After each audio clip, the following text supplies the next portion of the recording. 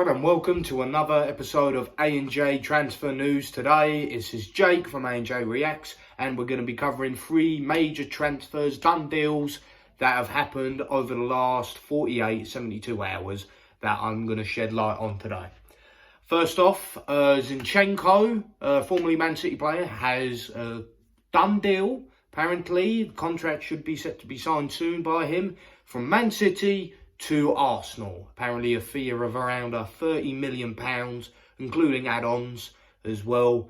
Looking at the tactical gameplay of Zinchenko, the Ukrainian international, who formerly started as a wide player, then reverted to right back, then to left back, so he can cover various different positions, which is good. Some good versatility to include into the squad. And, overall, adapting to Pep's game, quick tempo, passing, tiki-taka-esque, as well as having tremendous dribbling skills and, slowly improving as a defender, having been playing as a fullback for Man City. And this is an area in which Arsenal, I believe, really needed to cover, because due to the injuries that they had and the lack of quality, I would say, in the defensive positions as well. If their main player was to get injured, they wouldn't have a good enough option to fill in. But now I think they're fully secure in the fullback positions with the signing of Zinchenko, which would be very good for them. And I think, already been proved in the best league in the world, the Premier League.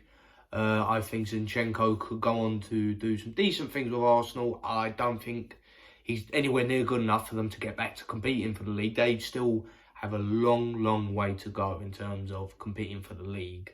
But Zinchenko could possibly, maybe, be enough for them to catch fourth spot in the Premier League, get Champions League, and compete for the domestic cups and have a good crack at Europa League, possibly. But overall, this was a decent signing for Arsenal, and it will be very exciting to see how he will do for the Gooners. The next transfer that we're going to be looking at is Paulo Dybala, looking set to join Roma FC. Coming as a free agent, having his contract run down at Juventus. And he is looking as if he will be accepting a wage cut compared to his previous contract with Juventus, which I am quite disappointed about. The fact that he was willing to take a wage cut at Roma compared to what he had already for Juventus. And the fact that, well, I personally believe it was our own fault that Dybala left. I've mentioned this before in previous videos, messing him about, saying we were going to give him this, but then we ended up not giving it to him. Not being reasonable in negotiations, which is why he left. But technically as a whole, for Roma, getting Dybala, what I think they have been missing is a playmaker in the middle, which Dybala can play, even though we've been playing him in various positions over the years, just not keeping him to one strict position, which, has constantly having to change his game plan, the way he plays. Playing as a striker, centre-forward, winger, cam. And we have seen that his best position is a central attacking midfielder. And if Mourinho applies this into the team, their attacking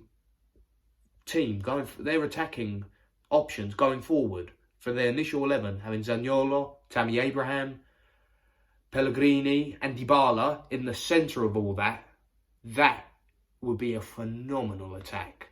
And they very much could get top four in the Serie A with that attacking squad. I mean, that is just... And also possibly Europa League as well.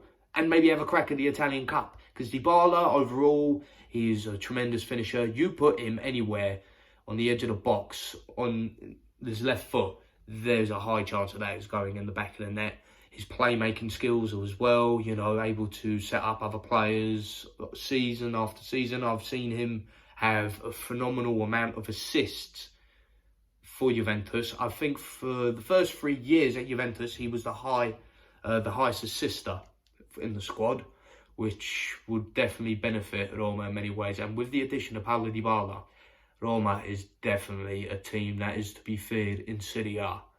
They will most definitely be in the running for top 4.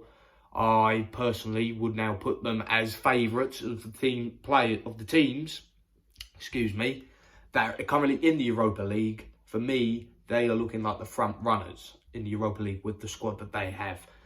But, having him go to a rival, being a Juventus fan, not really ideal, but hey, it would have been better than if he would have went to Inter. So I'm pretty thrilled that he's not going to Inter, but Paulo Dybala going to Roma. Wish him all the best, and I think he would be doing tremendous things for Roma. Now, the final transfer that we are going to be looking at, another Juventus player, soon to be former Juventus. Matthias de Ligt is set to join Bayern Munich for a fee of around 60 million euros. Overall, now, I'm going to be talking here as a Juventus fan, not as a neutral football fan discussing a transfer, as a Juventus fan. Our board have no common sense based off what they've done with De Ligt. If you're looking at the current market as it is, players are available, players that we could buy, none of them realistically are going to be in the same level as De Ligt that we can bring in. And not only that, the fact that we just did not allow someone to try and trigger his release clause, which was 120 million euros. So we could have got double if Bayern Munich really persisted in order to get De Ligt. And we let him go for half of that. I just don't get the mindset of this board. The current market as it is, the options that we could get, we are going to be having a worse option if we decide to get someone in. But we have no choice but to get someone in, because the defence that we currently do have is not good enough to compete for the Scudetto. And with De Ligt coming out, we might even be looking at getting dropped out of the top 4 next year, because we're seeing Roma strengthen up, AC, Inter. I mean, Lazio are a strong side, they're no joke. Napoli, even though they got rid of Koulibaly and Insigne, who's to say they won't bring someone in?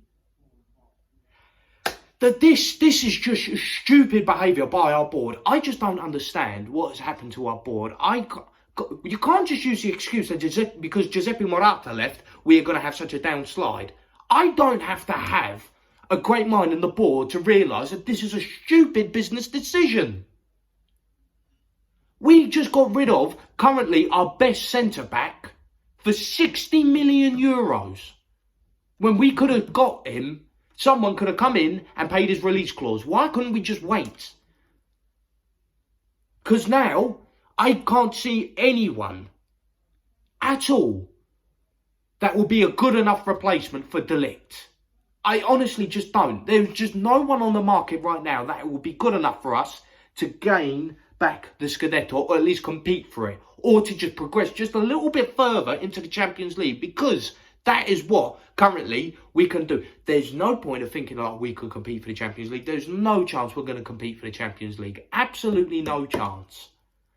And now it's looking as if we're trying to make a mountain and trying to get back the Scudetto by our own stupid mistakes. It's bad enough we let Dybala go because we weren't given the contract, and now we let De Ligt go. In the current state that we're in right now, we can't afford to let our best players go for performance reasons. Maybe financially we needed to let De Ligt go. I don't know. But on the technical standpoint, that was a stupid decision. And if we somehow get a good enough centre-back, I honestly do not think at all we're going to get the replacement we need. Honest to God, but I hope I'm proven wrong. But for Bayern Munich, they've been a bit shaky in defence over the last year or two.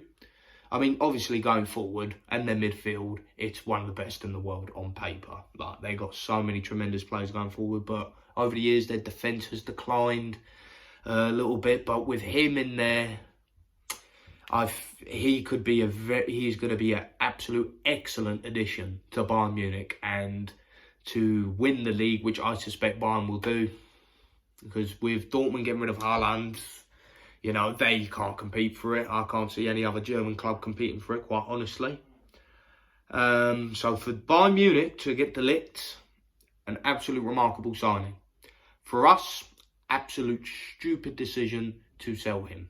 And we would need some miracle to bring in someone that can actually help us compete for the Scudetto and just get that little bit further in the Champions League. Just that little bit further. Like, I'm talking get from the round of 16 to the quarters. That's all I want to see as a Juventus fan. I'm not going to set ridiculous expectations and say we're going to compete for the Champions League, because overall, our squad, our keeper and defence is not good enough. Midfield, possibly. Attack, most definitely. But it's just down to us to see what we'll do if we get in that right player to replace the Ligt. But I'm not optimistic. But anyway, guys, that's it for this transfer news for A&J Reacts. Please like the video if you enjoyed it. Comment your thoughts on how these players will do for their new teams. Zinchenko to Arsenal, Dybala to Roma, Ligt to Bayern Munich. And also tell me who you think Juventus need to bring in for a replacement as well. And if you enjoy this content, please subscribe and turn on the notifications so you can be alerted whenever we upload a new video. And don't forget to check out our TikTok and Instagram, link in the description. Much love. Take care.